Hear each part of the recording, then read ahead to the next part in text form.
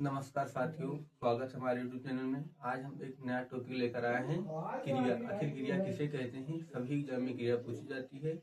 अब किसी भी एग्जाम की तैयारी कर रहे हैं, अगर उसमें क्रिया आती है तो आप सभी के लिए क्लास बेनिफिट होगा। तो पहला हेडिंग डाल लेते हैं, क्रिया। क्रिया क्रिया क्रिया किसे कहते हैं? सबसे पहले आपको उसकी परिभाषा समझनी है, उसके बाद चलते हैं आगे। क्रिया किसे कहते हैं? परिभाषा, इसकी परिभाषा क्या होती है? परिभाषा किसी कार्य का होना दर्शाता है, इसकी क्रिया कहते हैं। किसी कार्य का होना दर्शाता है, उसे क्रिया कहते हैं। उसे क्रिया कहते हैं। क्या कहते हैं? क्रिया कहते हैं। उसे क्रिया कहते हैं, मतलब किसी कार्य का होना दर्शाता है, उसे क्रिया कहते हैं। क्रिया का निर्माण कैसे होता है, ये आपको सबसे पहले धातु धातु या मूल धातु, मूल धातु। परिभाषा वे शब्द या शब्दांश, वे शब्द या शब्दांश, वे शब्द या शब्दांश जिनमें न प्रत्यय जोड़ने पर क्रिया का निर्माण होता है। क्रिया का निर्माण होता है। क्रिया का निर्माण होता है।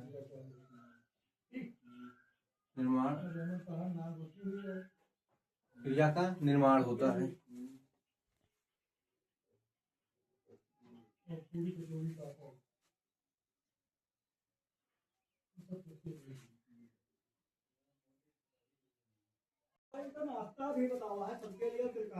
जैसे हमने बताया, धातु या मूल धातु वे शब्द या शब्दांश होते हैं जिनमें न प्रत्यय जोड़ने पर क्रिया का निर्माण होता है। जैसे कुछ शब्द हम लेते हैं, जैसे रुल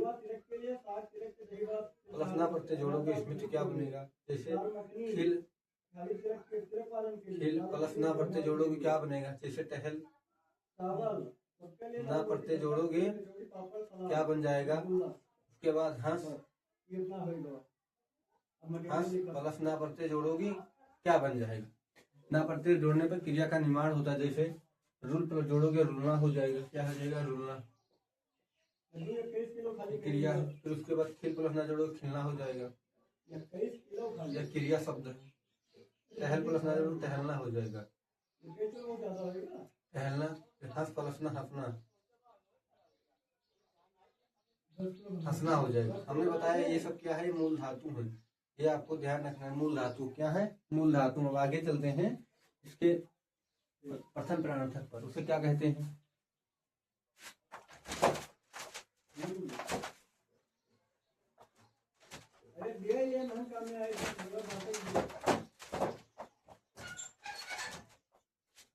प्रथम प्राणार्थक किसे कहते हैं?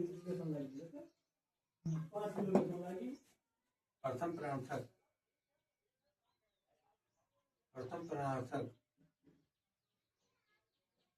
उसके बाद भी भेद तो नहीं चलते हैं, क्रिया का कैसे बनता है कैसे नहीं, वो समझते हैं। सबसे पहले प्रथम प्राणार्थक, इसकी परिभाषा इस कर्ता में, इस कर्ता, इस क्रिया में, इस क्रिया में कर्ता स्वयं प्रेरक होता है। कर्ता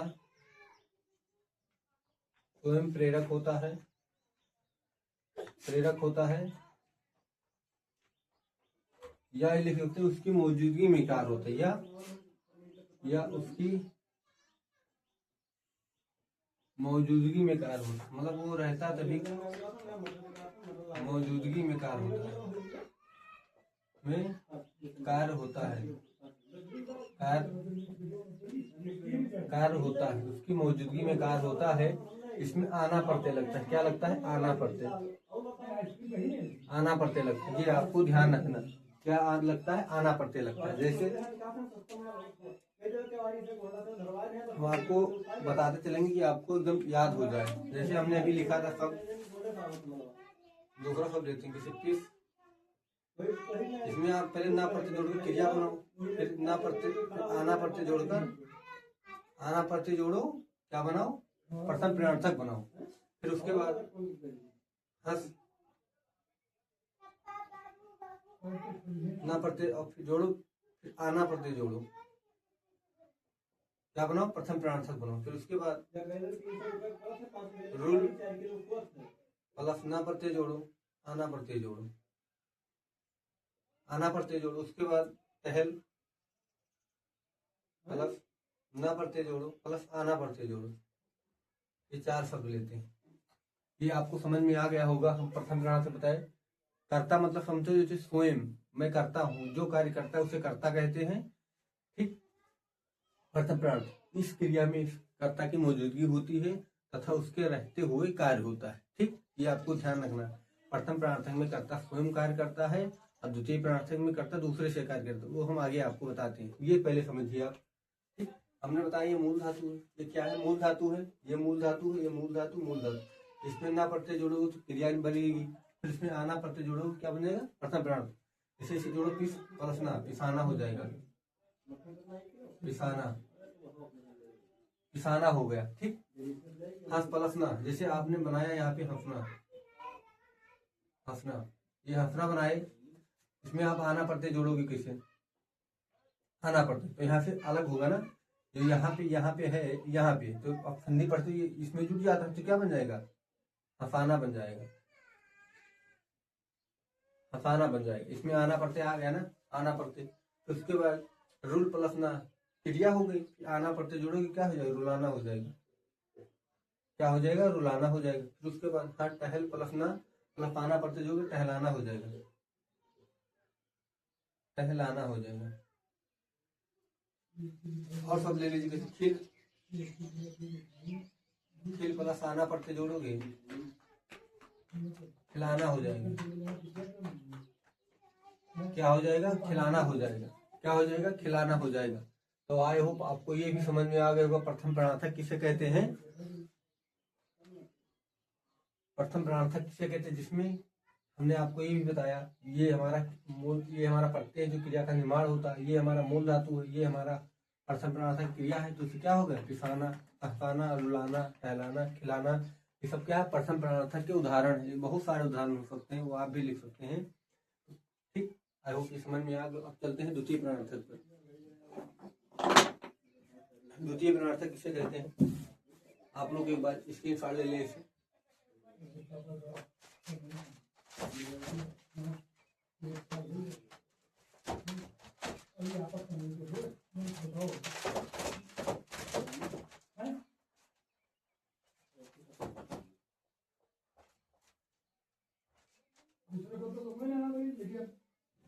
द्वितीय प्राणार्थक किसे कहते हैं, सबसे पहले आपको लिख लेना द्वितीय प्राणार्थक।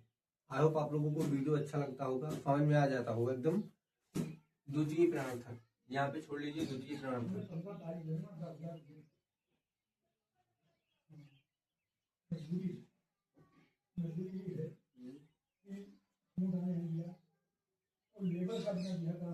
द्वितीय प्राणार्थक इससे क्या होती है, द्वितीय प्राणार्थक जिसमें कर्ता स्वयं कार्य न करके किसी अन्य व्यक्ति से कार्य कराता। मतलब जैसे मैं हूँ, एक आप व्यक्ति है, तो हम नहीं कार्य करेंगे, हम आपको ऑर्डर देंगे। जैसे सूरज जाओ मेरे लिए खाना ले आओ, खाना ले आना।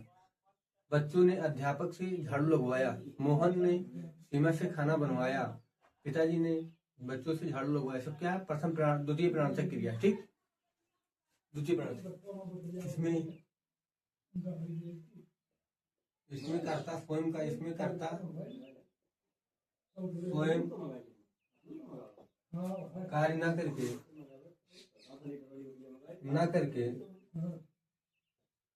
स्वयं कार्य न करके किसी अन्य व्यक्ति से कार्य कराता है, किसी अन्य व्यक्ति से कार्य कराता है,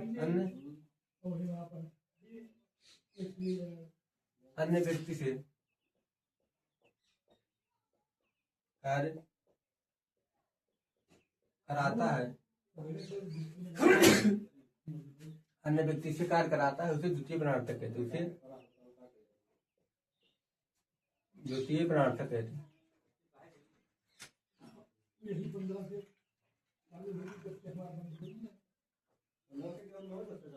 द्वितीय प्राणार्थक, द्वितीय प्राणार्थक कहते हैं। जैसे इसमें क्या लगता है, वाना प्रत्यय लगता है, वाना प्रत्यय लगता है। प्रथम प्राणार्थक में हमने बताया था आपको वाना प्रत्यय लगता है और द्वितीय प्राणार्थक में वाना प्रत्यय लगता है।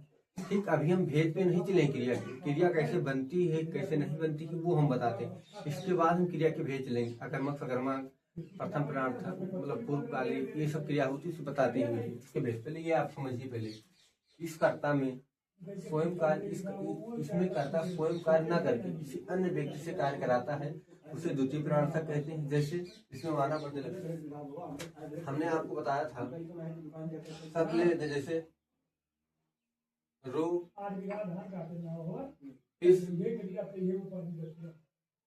टहल, अभी वही सब लेते हैं जो हमने आपको बताया, टहल, रुल, सह, नह, ये हमने तीन 6 शब्द लिए। इसमें पहले ना प्रत्यय जोड़कर आप क्रिया बनाओ, ना प्रत्यय जोड़कर, ना प्रत्यय जोड़कर,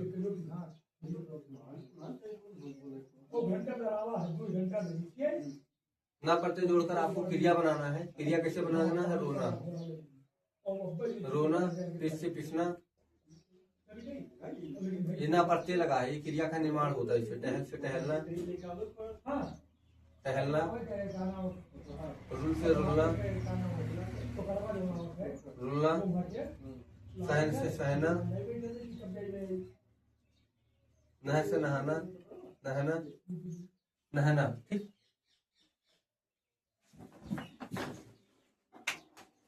एक मिनट आपको टाइम दी, इसके खत्म हो गई, छोड़ लें।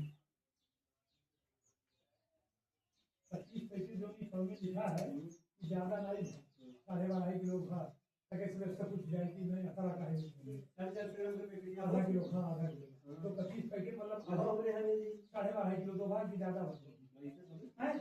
और जोड़ लो कि 5 से नहीं जोड़ा जाए तो 5 से 15 किलो चाहिए, 100 में 3 किलो चौमिन लागत, सब तौला दफा है। वैसे एक पैकेट लेके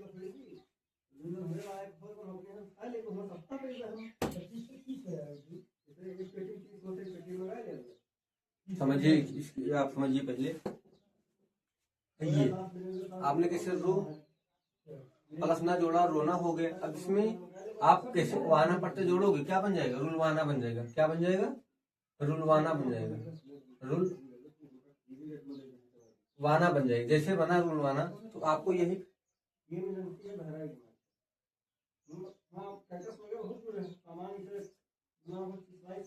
टहल प्लस ना टहलना हो जाता, ठीक, रुलवाना हो जाएगा।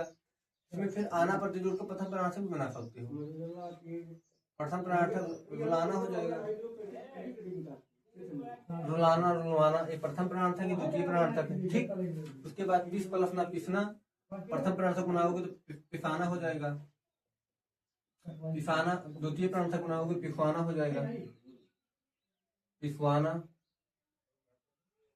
आपको ये नहीं लगाना तो सीधे आप टहल में ना लगाए वाना लगा दो तो टहलवाना हो जाएगा, टहलवाना, टहलवाना हो जाएगा, टहलवाना हो जाएगा। क्या है, द्वितीय प्राणार्थक है, प्रथम प्राणार्थक है, फिर रुल प्लस ना रुलना से प्रथम प्राणार्थक बनाओगे टहलना, फिर टहलवाना, टहलाना, रुल से रुलाना, रुलाना से रुलवाना। ये आपको समझ में आ गया होगा द्वितीय प्राणार्थक किसे कहते हैं। जब कर्ता स्वयं कार्य न करके किसी अन्य व्यक्ति से कार्य कराता है तो वहां द्वितीय प्राणार्थक होता है। और प्रथम प्राणार्थक में कर्ता की मौजूदगी में कार्य होता है। जैसे मैं खाना बनाता हूँ, मैं बाजार जा रहा हूँ, मतलब ऐसे इसमें आना से प्रत्यय लगाऊं। जैसे मैं रोज नहाता हूँ, एक उदाहरण दे देता हूँ। जैसे मैं रोज नहाता हूँ, मैं रोज नहाता हूँ, तो क्या है, प्रथम प्राणार्थक नहाता है, तो आपको यहाँ पे नहाना ना प्रत्यय जोड़ दो, नहाना एक प्रथम प्राणार्थक हो गई। तो ये आपको ध्यान रखना है, ठीक। आई होप अब हम चलते हैं, आपको ये बताते हैं क्रिया मूल धातु से ना प्रत्यय जोड़कर क्रिया बनाओ, फिर प्रथम ये आपको सब संकल्प एक में देते हैं, उससे आप लोग एकदम और समझ में आ जाएगा।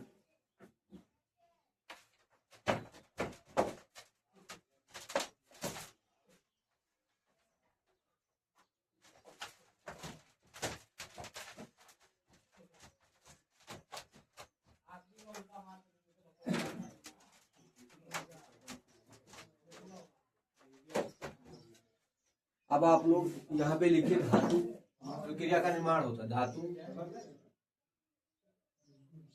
धातु एक लाइन इधर खींच लीजिए, एक लाइन इधर, एक लाइन इधर, 4 लाइन खींच लीजिए आप लोग।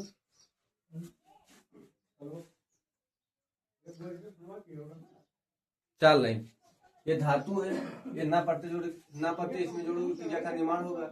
ये प्रथम प्रणार्थक है, प्रथम प्रणार्थक, ये द्वितीय प्रणार्थक है, द्वितीय प्रणार्थक है,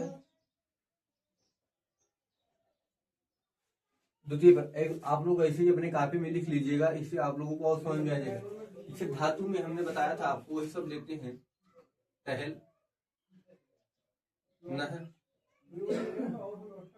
हस, भर, चल, चल, कितने हो गए? 2 2 4 1 5,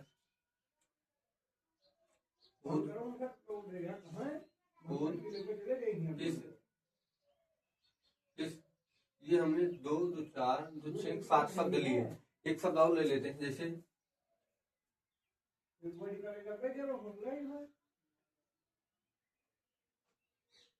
ना, नहा, नहा शब्द ले। ये हमारे मूल धातु हैं, मूल धातु हैं।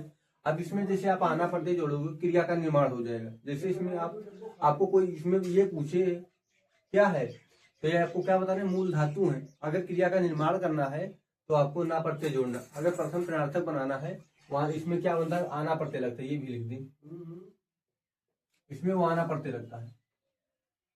क्या लगता है? वो आना पड़ते। जैसे आप टहल पे ना जोड़ोगे तो क्या बन जाएगा? टहलना बन जाएगा, टहलना बन जाएगा। और फिर वो आना पड़ते जोड़ो, क्या बन जाएगा? टहलाना बन जाएगा, टहलाना बन जाएगा। फिर वो आना पड़ते जोड़ोगे, इसमें टहलवाना बन जाएगा। क्या बन जाएगा? टहलवाना, टहलवाना। इसमें देख सकते हैं पत्ते इसमें अलग ही है, इसमें अलग है आना। ठीक, हमने पहला बना दिया। आपको ये आपको ध्यान रखना है चारों चीज। अगर वो आना पड़ते लगा है तो द्वितीय प्रणार्थक, आना पड़ते लगा है प्रथम प्रणार्थक, उसमें ना पड़ते लगा है तो वो क्रिया है, अगर ना पड़ते नहीं वो मूल धातु है। फिर इसके बाद इसे नह से नहाना, नहाना, नहाना। अब जल्दी जल्दी बनाते हैं, इससे आप लोग भी समझ जाए। नहाना, नहलवाना, नहलवाना। फिर उसके बाद हंस से हंसना, हंसना, हंसाना, हंसवाना, हंसवाना। फिर उसके बाद भर से भरना, भराना, भरवाना।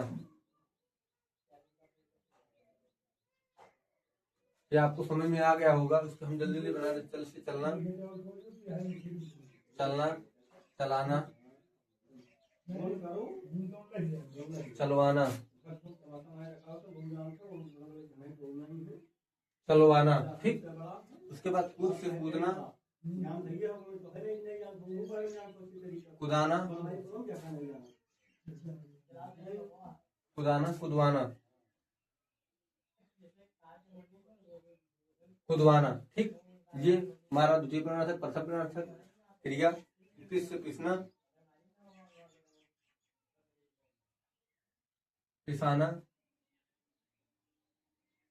पिसाना, पिसवाना, पिसवाना। नह से नहाना, नहाना, नहाना, नहवाना। आई होप आप सभी का ये हमने क्रिया का निर्माण बताया जैसे होता है, प्रथम प्रणार्थक में क्या लगता है, द्वितीय प्रणार्थक में क्या लगता है, ये आपको एकदम समझ में आ गया हो। अब हम चलते हैं क्रिया के कितने भेद होते हैं, अकर्मक सकर्मक क्या है, पूर्वकालिक क्या, ये सब चलते हैं। आप लोग इसी पार्ट एक बार ले लें।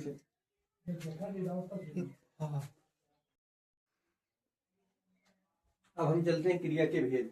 क्रिया के कितने भेद होते हैं उसे पढ़ते हैं। आप लोग ये समझ में आ गया होगा। हेडिंग डाल लीजिए क्रिया के भेद।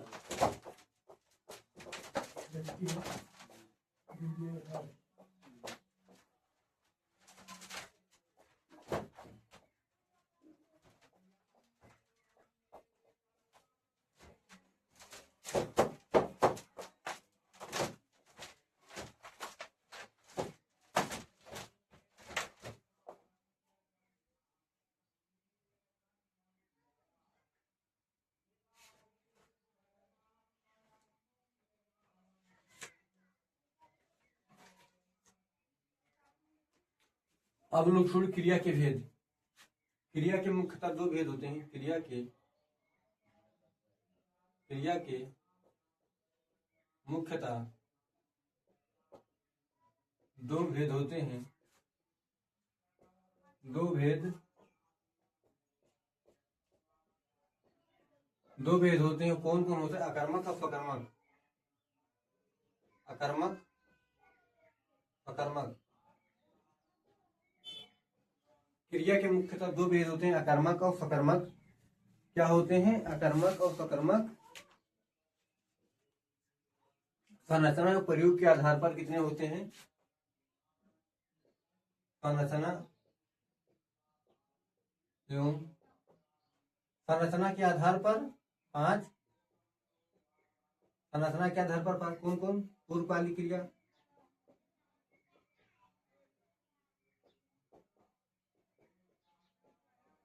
प्रणार्थक क्रिया, ये हमने आपको पढ़ाई दिया। प्रणार्थक क्रिया, नाम धातु क्रिया, संयुक्त क्रिया, कृदंत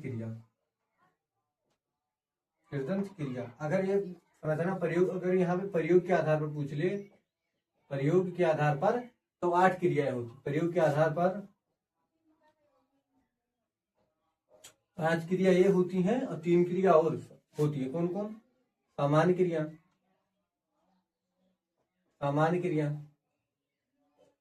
सहायक क्रिया,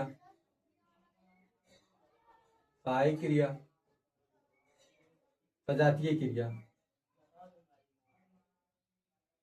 क्रिया, ये होती। अगर आपको संरचना के आधार पर पूछे तो ये 5 ही होते हैं। अगर प्रयोग के आधार पर पूछे, संरचना एवं प्रयोग के आधार पर, तो ये आपको ये 3 ये भी जोड़ देना, 8 हो जाता।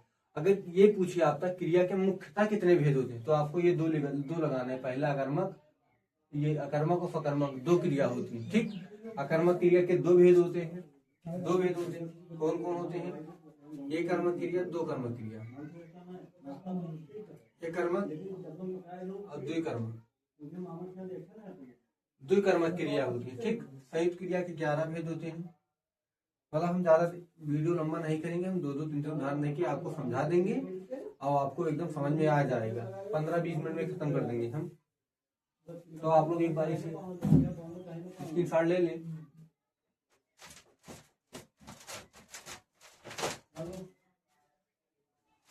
अच्छा, हम पढ़ते हैं अकर्मक और सकर्मक क्रिया।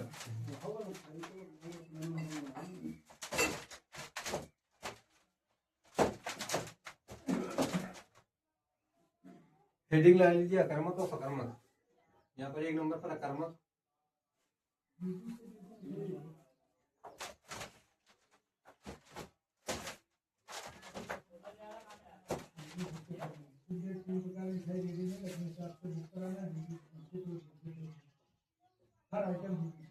अकर्मक और सकर्मक।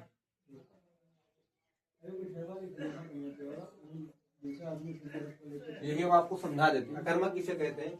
इसे आप अलग करोगे तो आ प्लस कर्म, आ प्लस कर्म होगा, मतलब जिसमें कर्म की उपेक्षा नहीं होती, मतलब यहाँ लिखिए जिसमें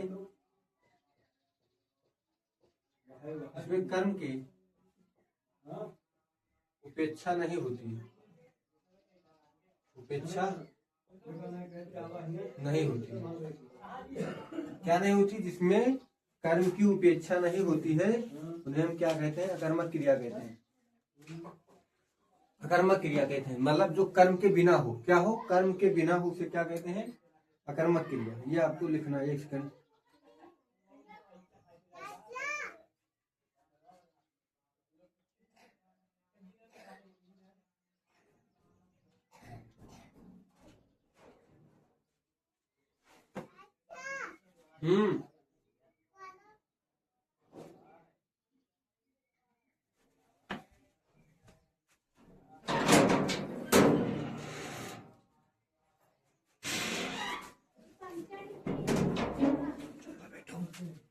आ प्लस कर्म, मतलब जिसमें कर्म की उपेक्षा नहीं होती है उसे क्या कहते हैं, अकर्मक क्रिया। मतलब इसमें कर्म की उपेक्षा नहीं होती, जिसमें कर्म की उपेक्षा नहीं होती, मतलब कर्म नहीं होता है, कर्म नहीं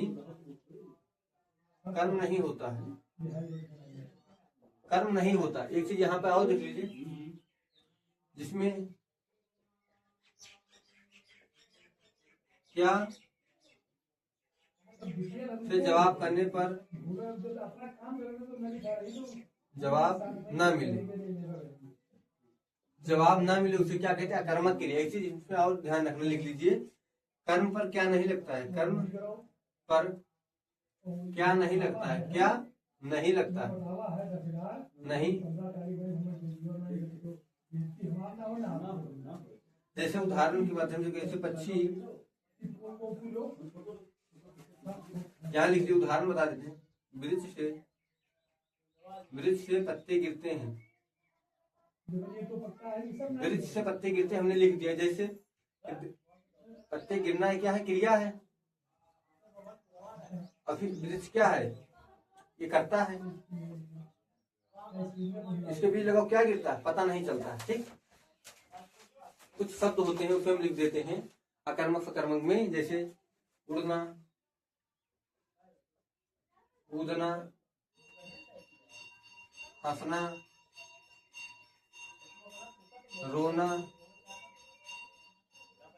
रोना, ये सब क्या है, अकर्मक क्रिया है। क्या है, सजना, नहा, सजना, सजना, और सब बताइए।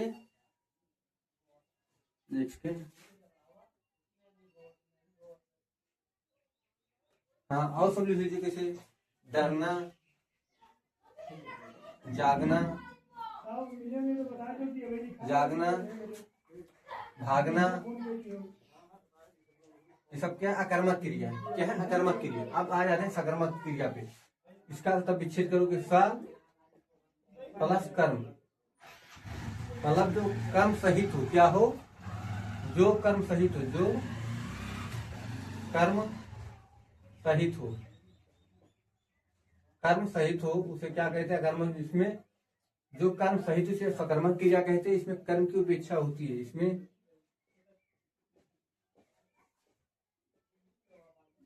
कर्म की उपेक्षा, कर्म की उपेक्षा होती है। और एक चीज यहाँ पर लिखना है, कर्म पर क्या लगता है, कर्म पर क्या लगता है, क्या है, कर्म पर क्या लगता है उसे क्या कहते हैं, सकर्मक क्रिया कहते हैं। जैसे कुछ शब्द हैं, लिख लीजिए, जैसे खाना, गाना, खाना गाना, पकाना, लिखना, देना, ये सब क्या है, सकर्मक क्रिया है। क्या है, पढ़ना, सुनना, पढ़ना, सुनना, सुनना, ये सब क्या है, सकर्मक क्रिया है। क्या है, सकर्मक क्रिया है। और सब पीना, खाना लिख दिया हमने, हाँ खाना। ये सब क्या है, सकर्मक क्रिया है। तो आप लोग एक बार इसे स्क्रीनशॉट ले लीजिए। अकर्मक क्रिया पर कर्म पर क्या नहीं लगता है और सकर्मक क्रिया पर कर्म पर क्या लगता है। ठीक, अब इसके उदाहरण पर चलते हैं। इसके दो भेद होते हैं, अभी आगे बताएंगे। ठीक, एक बार इसे स्क्रीनशॉट ले लीजिए।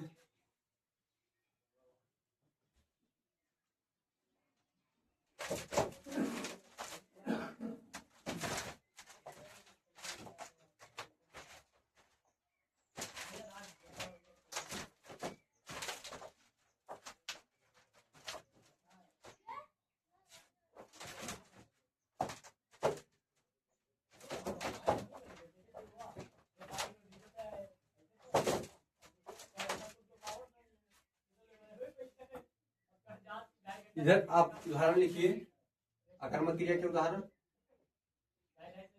इधर सकर्मक क्रिया के उदाहरण। उदाहरण के माध्यम से आप समझ जाएंगे। जैसे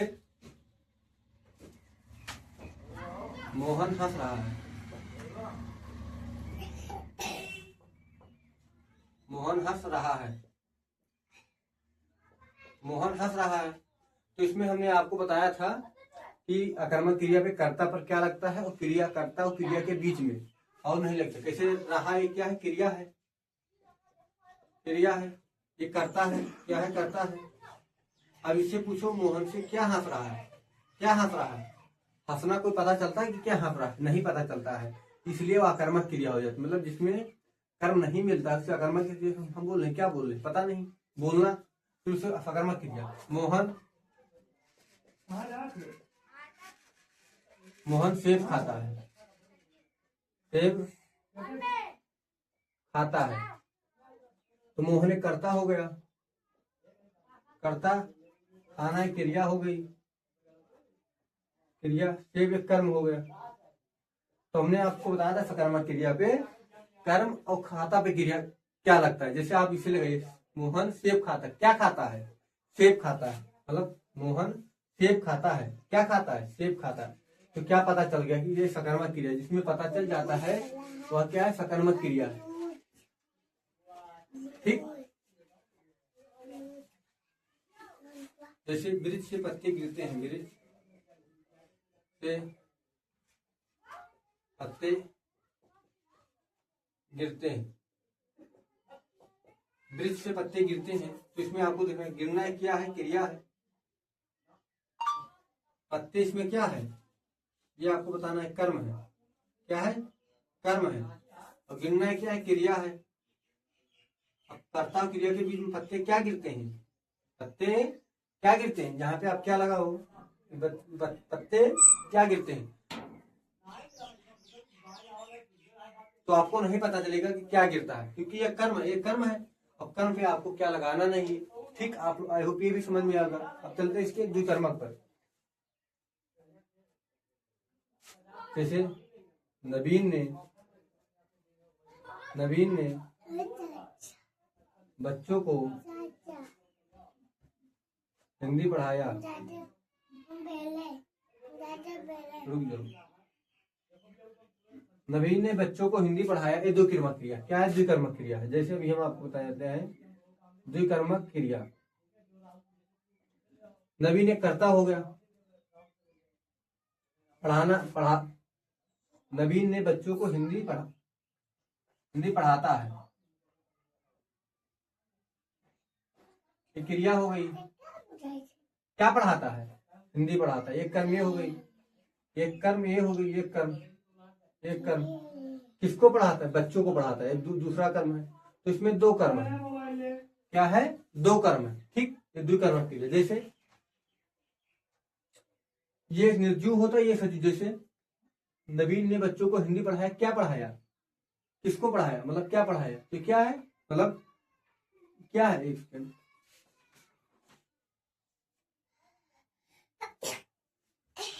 ये क्या है हमारा, नवीन ने बच्चों को हिंदी पढ़ाया, तो क्या है, निर्जीव कर्म है, क्या है, निर्जीव कर्म है। इसमें क्या से जवाब मिलता है, क्या पढ़ाया, क्या पढ़ाया, हिंदी पढ़ाया, निर्जीव कर्म है। इसे हम गौण कर्म कहते हैं, क्या कहते हैं, गौण कर्म कहते हैं। इसे हम मुख्य कर्म कहते हैं। क्या कहते हैं? मुख्य कर्म। मुख्य कर्म कहते हैं। मुख्य कर्म कहते हैं। किसको पढ़ाया? बच्चों को पढ़ाया। सजीव कर्म होता है। क्या होता है? सजीव कर्म।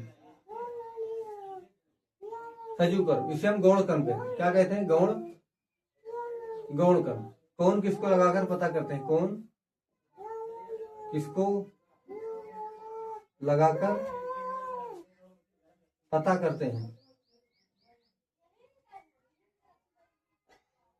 पता करते हैं, उसे क्या कहते हैं? कैसे यहाँ पे देखिए, नवीन ने बच्चों को हिंदी पढ़ाया। क्या पढ़ाया? हिंदी पढ़ाया। ये क्या है? गौण मुख्य कर्म है। क्या है? मुख्य कर्म। किसको पढ़ाया? बच्चों को पढ़ाया। तो क्या है? गौण कर्म है। ठीक, ये सजीव कर्म होता है, निर्जीव कर्म होता है। अब इसके आगे चलते हैं, पूर्वकालिक क्रिया।